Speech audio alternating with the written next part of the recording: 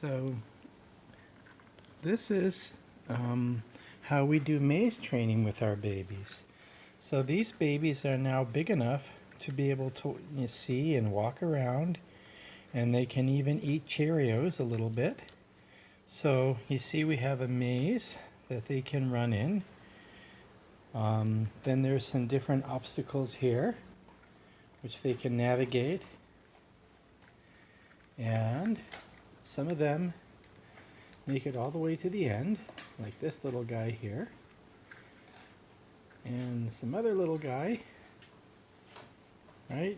And this is a way to enrich their mind and get them to explore, be more adventurous, feel more self-confident, and be more,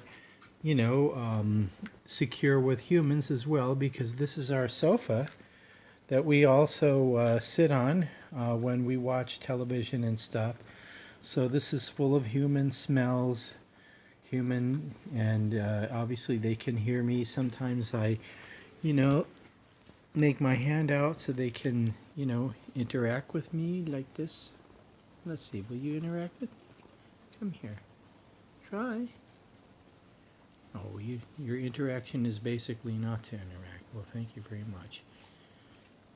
Don't feel bad though. Because the point is, you don't want them to have any negative connotations to being around people. I mean, basically, this is their fun time, because their cage is very boring. So when they can come out here and be with us, this is when their minds are working, they're enjoying themselves, they're getting a little bit of exercise, trying a Cheerio. So they associate all these positive things with being around people, and this is part of their socialization.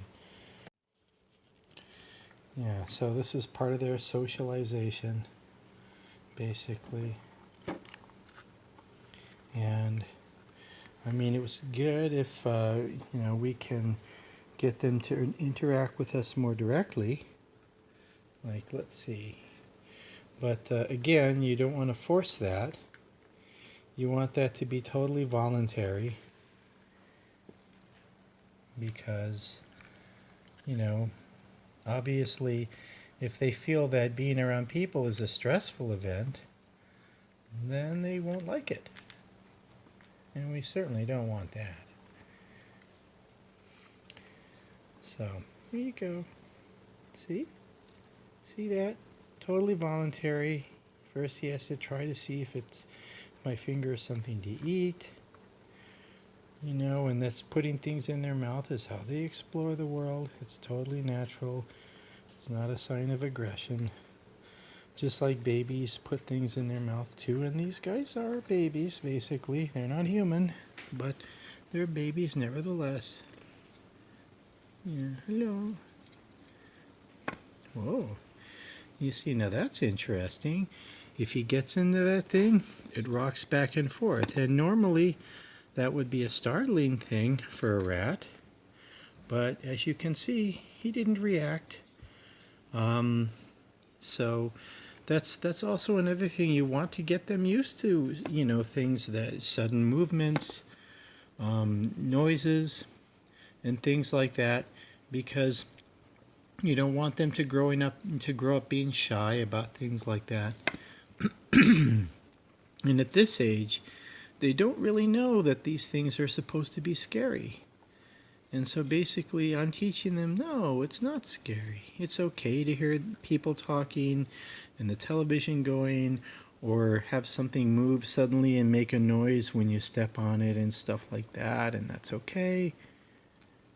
It's not dangerous. It's nothing surprising. And again, see, my finger is fine. Nothing threatening about that. So right now they're a little bit young to want to be playful with people, but in